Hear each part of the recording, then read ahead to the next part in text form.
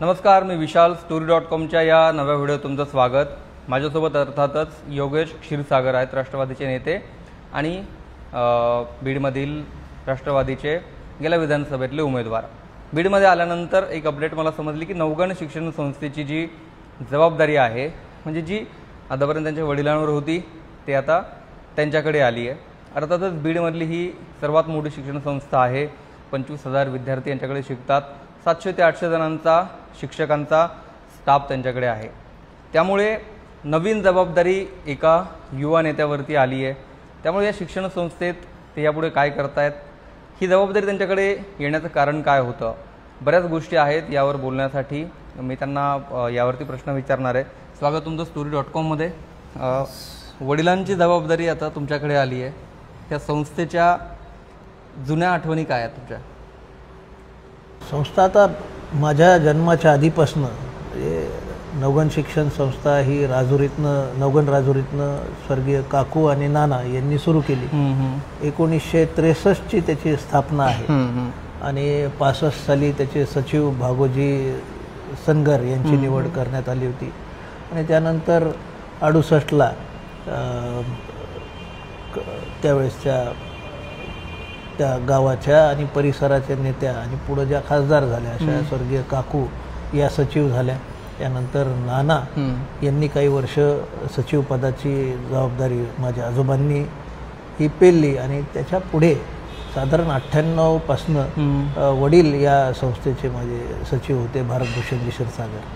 त्यांची स्वास्थ्य हे गेल्या 2-3 वर्षांमध्ये खालवल्यामुळं आणि मी सुद्धा माझा वैद्यकीय व्यवसाय आणि त्यासोबतच राजकारण हे सर्व करत असताना आता मध्यंतरी निवडणुका आणि इतर गोष्टी होत्या, पण आता आपण या संस्थेकडे व्यवस्थित लक्ष देऊन त्याला मॉडर्नाइज करणं, अपडेट करणं हे करू शकतो असा विचार होता आणि त्यामुळेच ही जबाबदारी आता माझ्याकडे आलेली आहे सचिव पदाची। नवगण आणि विनायक युवक कल्याण अशा 2 संस्था आहेत आणि त्या अंतर्गत 5 आर्ट सायन्स कॉमर्स कॉलेज आहेत, BPEd कॉलेज आहे, सैनिकी विद्यालय आहे, औषध निर्माण हे महाविद्यालय आहे आपल्याकडे आणि त्यासोबतच एक 25च्या आसपास शाळा आहेत। आपण जसं सांगितलं, जसं साधारण 25,000 विद्यार्थी शिक्षण घेत आहेत आणि त्यासोबतच जवळपास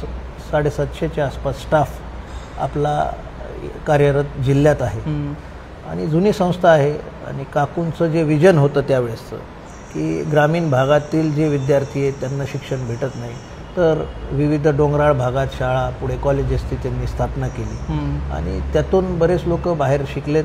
आपण स्वतःही या शिक्षण संस्थेतलेच विद्यार्थी आहात असंही मला समजलं। अशा प्रकारे अनेक लोक शिकले, बाहेरगावी गेले, नोकऱ्याला लागले। अनेक लोक या संस्थेत सुद्धा परत कामाला आले, त्यांनासुद्धा इथं नोकरी भेटली आणि यामुळे याचा मोठा विस्तार त्यांनी जो केला त्याच्यावर आता पुढं जो पाया रचला आहे याच्यावर आपल्याला काम करायचं आहे। नवीन कोर्सेस हे बीडमध्ये यावेत, शिक्षणाचा दर्जा जो खालवत चाललेला आहे त्याला आपल्याला कसं पूर्ववत करता येईल, विद्यार्थी संख्या कॉलेजेसमध्ये स्कूल्समध्ये जी कमी होते, बाहेरगावी विद्यार्थी बीडमधनं जातात दर्जेदार शिक्षणासाठी, त्याला इथं कसं आपल्याला थांबवता येईल ह्यावर आम्ही नक्कीच आता इथून पुढं काम करणार आहोत। त्यासोबतच आज जे नवीन शैक्षणिक धोरण आलेलं आहे त्यानुसार अपडेट राहणं, अपग्रेड करणं, काही प्रोफेशनल कोर्सेस आपण घेऊन आलो। इथलं जी जिओग्राफी आहे किंवा इथली जी इंडस्ट्री आहे मराठवाड्याची आणि बीडची, त्याला अनुसरून काही कोर्सेस आम्हाला करता आले, तर वेगवेगळ्या युनिव्हर्सिटीजसोबत आम्ही बोलणं सुरू केलेलं आहे आणि असे काही कोर्सेस आणले की लवकरात लवकर मुलं त्यात शिकतील, त्यांना नोकऱ्या भेटतील, आपल्या पायावर उभा राहतील। तर मला वाटतं काहीतरी योगदान आपण या संस्थेला आणि बीड जिल्ह्याला दिल्यासारखं होईल, म्हणून त्या दृष्टिकोनातून आम्ही पावलं उचलायला सुरू। म्हणजे या संस्थेची जबाबदारी आधी तुमचे आजोबा, तुमचे वडील या सगळ्यांकडे होती, म्हणजे एक मोठी लिगसी आता तुम्हाला पुढे चालवायची आहे। तर बीड जिल्ह्याला तुम्ही या संस्थेतून काय नवीन देणार आहे? बीड जिल्ह्याला संस्थेबद्दल आपुलकी आहेच, जुनी संस्था आहे, अत्यंत जुनी संस्था असल्यामुळं अनेक लोकांना याची माहिती तर आहेच आणि अनेक लोकांचे शिक्षण खासकर ग्रामीण भागातले या संस्थेअंतर्गत शाळा महाविद्यालयांमध्ये झाले आता आम्हाला बीड जिल्ह्यात मी जसं तुम्हाला सांगितलं इथून बाहेर जे विद्यार्थी जातात ते जाऊ नये म्हणून आमच्या संस्थेतील शाळा कॉलेजेसच्या शैक्षणिक दर्जा हा उंचावण्याचा प्रयत्न आम्ही करणार आहोत. बाहेर काय चालतंय, विद्यार्थ्यांना काय पाहिजे ते देण्याचा प्रयत्न आम्ही करणार आहोत. विविध कोर्सेस आहेत जे बीडमध्ये नाहीत आज, ते आपल्याला कसे आणता येतील इथं. कोणते कोर्सेस जे आणायचे तुम्हाला? आता आम्ही लॉ असेल, फॅशन डिझायनिंग असेल, याबद्दल प्रयत्नात आहोत. विविध युनिव्हर्सिटीज आहेत, त्यांचे लहान मोठे कोर्सेस असतात जे की 11वी-12वी पासून असतात. जसे की आमच्या मेडिकल फील्ड रिलेटेड काही कोर्सेस आहेत, टेक्निशियनचे कोर्सेस आहेत, असिस्टंटचे कोर्सेस आहेत, ज्याचे हॉस्पिटल्स चालवत असताना आम्हालाही अनुभव आला की तज्ज्ञ किंवा त्यातले एक्सपर्ट आम्हाला जे एम्प्लॉई आहेत ते भेटत नाही. अशा प्रकारचे युनिव्हर्सिटीजशी माझं बोलणं झालं आहे. ते कोर्सेस आणले तर पायावर उभं राहतील हे मुलंसुद्धा. त्यासोबतच काही कोर्सेस आहेत ज्यांच्याशी आता कॉमर्स रिलेटेड कोर्सेस आहेत, टॅक्सेशनचे कोर्सेस आहेत. असा आम्ही अभ्यास करतोय की आम्हाला काय या ठिकाणी आणता येईल. ग्रामीण भागातील मुलामुलींना घरातलं काम करत असताना सुद्धा शिकता येईल, त्याच्यासोबतच अर्न करता येईल आणि लहान मोठा आपला उद्योग चालवता येईल. अशा प्रकारचे काही टायअप्स आम्ही करून येणाऱ्या काळात दरवर्षी काही ना काही अपडेट, अपग्रेड आणि 1-2 कोर्स असे आणण्याचा प्रयत्न. पण ही जरी बीडमधली सगळ्यात जुनी संस्था असली आणि तुमच्याकडे एवढे आज विद्यार्थी असले तरी बीडमध्ये एक चांगलं एज्युकेशन हब तयार करण्याची म्हणजे जी क्षमता होती ती आजपर्यंत होऊ शकलेली नाही. ओळख अनेक मुलं पुण्याला जातात, लातूरला ज्यांना परवडत नाही ते लातूरला जातात. बीडची एक मोठं एज्युकेशन हब अशी ओळख होण्यासाठी तुमचं विजन काय? पहा, याच्या आधी आपण जर पाहिलं तर अनेक वर्ष हा कोरडा दुष्काळी भाग, भौगोलिकदृष्ट्या सुद्धा मागासलेला भाग, कनेक्टिव्हिटी मग रोड असेल, रेल्वे असेल, एअर कनेक्टिव्हिटी, याच्यात आपण कुठं ना कुठं बीड जिल्हा हा मागं राहिलेला आहे. म्हणून मायग्रेशन असेल, ऊसतोडणी किंवा इतर जागी लेबर वर्कसाठी जाणाऱ्यांची संख्या खूप जास्त होती. पण आता आपण पाहिलं तर सरकार, केंद्र सरकार यांच्या माध्यमातून हायवेज होत आहेत, झालेले आहेत हायवेज अनेक. त्यासोबतच रेल्वेचं काम आता संपूर्ण होत आलेलं आहे. 1-2 वर्षात रेल्वेचं काम पूर्ण होऊन रेल्वे सुरू होणार. आता आपल्या जिल्ह्याचे पालकमंत्री आदरणीय अजितदादा पवार साहेब आहेत, त्यांनी एअरपोर्ट अथॉरिटीला बोलून ते काम आता लवकर सुरू होतं आहे. कनेक्टिव्हिटी एकदा वाढली तर नक्कीच शिक्षणासाठी मुलं इथं येतील, राहतील, इथली इंडस्ट्री वाढेल आणि जेणेकरून इथल्या लोकांना काम करण्याची संधी भेटेल. इथल्या इंडस्ट्रीजला इथं लोकल लेबर जर आपल्याला द्यायचं तर इथूनच द्यावं लागेल. तसा ट्रेंड लेबर इथं तयार करणं हे आमचं आता इथून पुढचं ध्येय असेल, कर्तव्य असेल.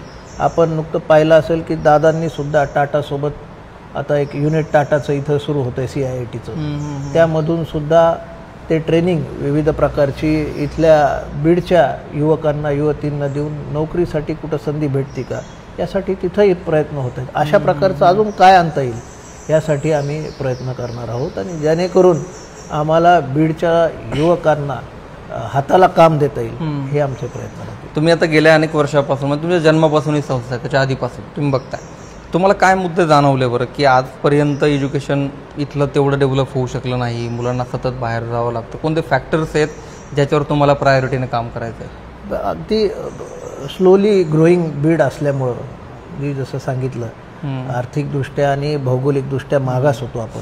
पण आता आपल्याला फास्ट पेसवर जेव्हा येतोय आपण तर सरकारचं लक्ष या सगळ्या मुद्द्यांकडं वेधून घेणं आणि त्यातून सरकारचा जर भक्कम याला पाठिंबा राहिला तर येणाऱ्या काळात हे जो लॅक्यून आहे किंवा आम्ही मागं पडलेलो आहोत ते आमचे मुलंसुद्धा वाम मार्गाला न लागता किंवा मग आजकाल आपण बघता राजकारणात कशा प्रकारच्या गोष्टी होतात, तर ह्या सगळ्याकडं बाजूला ठेवून कुठंतरी चांगलं दिशा देणं, एक सुसंस्कृत पिढी येणाऱ्या काळात तयार करणं यासाठी शिक्षणाच्याच माध्यमातून आपल्याला पुढं जावं लागणार आहे. त्यामुळे शिक्षणाचा दर्जा, शिक्षकांचा दर्जा हा सुधारला तर विद्यार्थ्यांवर नक्कीच चांगला एक पॉझिटिव्ह इम्पॅक्ट त्याचा होईल आणि जेणेकरून आम्हाला इथं लोक आमचे जे आज मुलं बघतायत, आपण खेड्यापाड्याचे मुलं येऊन इथं राहत आहेत, विविध क्लासेस करतायत, रीडिंगला आहेत, पण त्यांना दिशा भेटत नाही, तर त्यांना चांगले वेगवेगळे कोर्सेस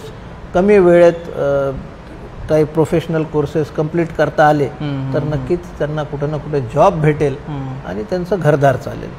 आत्ता तर तुमच्याकडे जी शिक्षण संस्थेत 25,000 मुलं शिकतात तर बीडमध्ये सर्वात जास्त डिमांड कोणत्या कोर्सला, प्रोफेशनल कोर्सला आहे ज्याचा ग्रामीण भागातल्या मुलांना फायदा होतोय किंवा त्यातून जास्त नोकऱ्या लागतात? हे आता जे कोर्सेस आहेत ते पारंपरिक जे एज्युकेशन आहे ते तर बदलत चाललंय.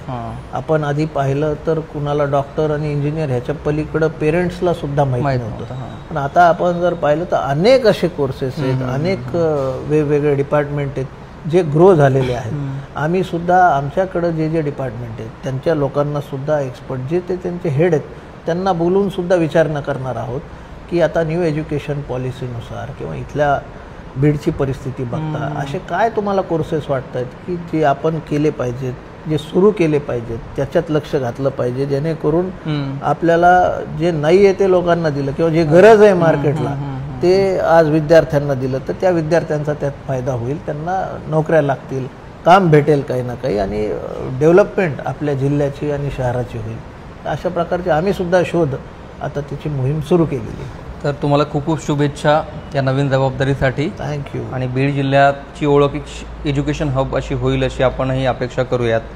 तर या नवगण शिक्षण संस्थेच्या जबाबदारीनिमित्त त्यांची ही प्रतिक्रिया मी घेतली.